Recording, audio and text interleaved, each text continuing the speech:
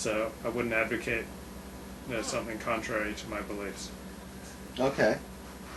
And what is there a price that they could pay to make those things, to make you say those things? I'm afraid that if you paid me enough, I'd be willing to advocate socialized medicine. I mean, you'd really need to give me a lot of money to totally violate my integrity. What is your price on socialized medicine? Like, if somebody said to you, Levi, what would it take? Like, like Rupert Murdoch came to you, right? Yeah, somebody with a lot of friggin' money. Every week for 10 minutes you have to advocate socialized medicine. Every week for 10 minutes you have to advocate socialized medicine, even though you're against it, in theory, right? Yeah. And they said that they have, unlimited finances available. What do they need to give you? How much for that? I would say $500 a week. Which is $2,000 a month. $2,000 a month? Yeah, I'd be willing to advocate socialized medicine for $2,000 a month. That's $25,000 a year. Yeah. That's not that much. No, I mean that's more than your beard. Yeah, that's more than my beard. Yeah. All right.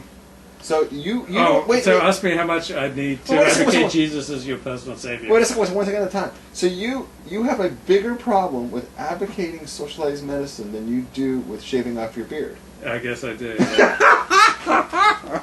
I'm just wondering now, how much would it cost for me to advocate people accept Jesus as their personal savior? I don't know. I don't think I could do that. I mean, I think I'd rather die.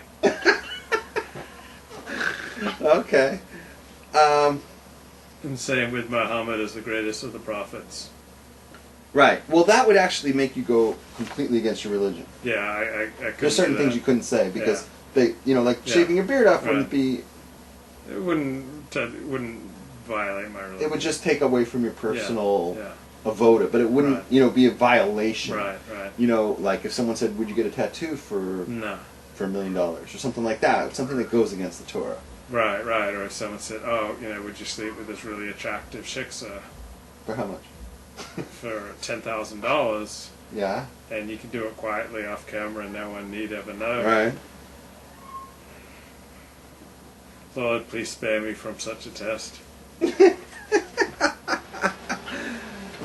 No. All right. So there's a difference between, let's say, the simple $100, which gets you input into the show. Yeah. And then trying to, let's say, own the show or control the show. Someone wants to run the show, $100,000 a year, you can run the show. I still won't say anything I don't believe in, but you can run the show.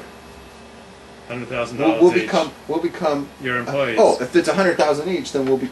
Yeah. Then we don't care. Run the show the way you want. Yeah. We'll make it happen. We'll talk about the topics you want. We'll talk about topics you want. We'll even read your scripts. Yeah. We'll do we'll do research during the week. Yeah. 40 hours a week. I'm yours. Yeah. Well, that's it because we ain't gonna make that doing Alexander Dream this year. So that's it, folks. Anybody wants to come through with $100,000, I would agree with that figure. It's a good number. For Levi and for Rabs, we're your bitches. 40 hours a week. 40 hours a week. We're your employees. We're your employees. We will change the name to fill in the blank. Yeah. Your name. Yeah. Torah Talks, right? Yeah, so who's in the Bernie Madoff Torah Talk show? Yeah. like who's in there? Like James the Noahide, right? James the Noahide. What's it called? James the Noahide Torah Talks, right? Or Torah Talks brought to you by James the Noahide, right? $100,000 each. We will sit here and plug Q77 every 10 minutes. And that's what 5 days a week. We'll do a show 5 days a week. We'll do a show 5 days a week. It'll be like late night. We'll compete with Kimmel. Exactly. So that's our deal, folks. All right. So, but $100 a month. You can have some pretty serious input. Yeah. We'll listen to your ideas. We'll take up some or all of your topics. Like, I'm not going to answer your every email every single day for $100 a month, but I'll certainly take your topics and use some of them on the show. Okay. So that's the deal, folks. Just keep sending us your money, and the deeper you dig into your pocket, the more you can get. Exactly. Right? Okay. So we covered a few things. Oh, there was something I wanted you to say. I like the little story you told me on your on my birthday. Levi always says, I always say to Levi, the women aren't coming to you. And he always says, yeah, the women aren't coming to me. I don't know what it is. Then he tells me a story of how women came up to him and threw themselves at him to make a shidduch. And what did Levi do? Well, I was running down the tell street him the story. to meet up with Rabbi Raps for dinner, and this woman in kind of a beat-up old van, this kind of old woman, looked a little suspicious. She said, she just like yelled out of the van window, "Are you looking for a shidduch?" Now, this is not the kind of conversation that normally someone who sneers, yells out of a window as they're driving down the street. It's not generally the Torah's way, but she did it. I don't think there's anything wrong with that. No, go ahead. And I kind of laughed and shook my head, and then she like pointed to her chubby, presumably daughter, who's sitting in the seat next to her, and said she needs a shidduch. And I said sorry, and I ran on. And she said, "Oh, you run so well, you could run for president of the United States." But like if I'm running down the street and you want to set me up with a shidduch, I only have like a few seconds to like tell whether or not I want to be set up. So, she better look pretty trim. So the whole problem was her body size. Yeah, well, I didn't know anything about her character, though. It was pretty suspicious. Now I'm gonna give you some jazz. Can I give you some jazz? Sure. Can I pop some water over your head? Not literally. Well, I'm gonna drop it on you now. Mm-hmm. That was a very superficial attitude you took, and I'm shocked that somebody as deep of a thinker as you would go for something that superficial in his judging somebody in 30 seconds. I got two things to say. You can't judge a human being, just look them up and down. I judged her in about 2 seconds. It wasn't that easy. If you judge her in 2 seconds, then women are going to judge you in 2 seconds, and they're not going to give you a chance. How do you know there wasn't the perfect, woman underneath there with great middos, who, I couldn't face having that woman for an in-law, like the mother, looking for a shidduch. It's just not sneeze. That's in your opinion. I don't think there's anything wrong with that. She was out there pimping her daughter, I'm not comfortable she's driving with that. around. She's driving around, chasing after guys in her neighborhood who are running around by themselves, right? You're running down the street by yourself. She's going after them. Like, what about this one, honey? Okay, go for him. He's got a nice beard, nice butt.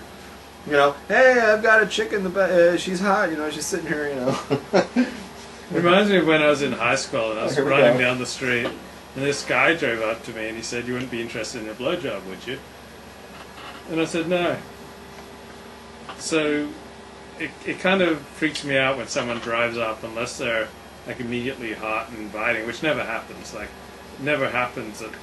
Someone who's hot doesn't need to drive up and down streets and yell out at strangers, you're looking for a good time. So just that someone would do that, that they're desperate. All right, here's my thing. Here's my other half of it. What would it have hurt just to go up to the car and said, "Oh, that's really nice of you. I'm really flattered," and just talk to them for 30 seconds and say, exchange phone numbers, and then give her a call later, and then you like Pico Cafe, right? And then go back there and say, "Look, I really like Pico Cafe. I was on my way there last night. Why don't you meet me there for a chocolate? Why don't you meet me there for some coffee next week?" And then you go there and have coffee. Because their freak flag was too big. Let me tell you, I used to sit next to this old guy in shul. Okay. And he asked me, "Oh, do you like older women?" He said, "My daughter's 2 years older than you." I said, "Oh, that's fine." He said, "Oh, she's got big fuzzy hair." I said, "Oh, that's fine." Well, it turned out his daughter was borderline mentally retarded. And his daughter just was fixated on me. So one time I go to Friday Night Live at Pickle Sunday. Wait a minute. Are you saying that if somebody's fixated on you, they're likely mentally retarded? The only people who are fixated on Levi are mentally retarded? Generally speaking, yeah. I have a huge following among the mentally ill. So one time I hook up with this non-Jewish Oriental woman, and the next morning I say, "Hey, baby, you want to go to synagogue with me?"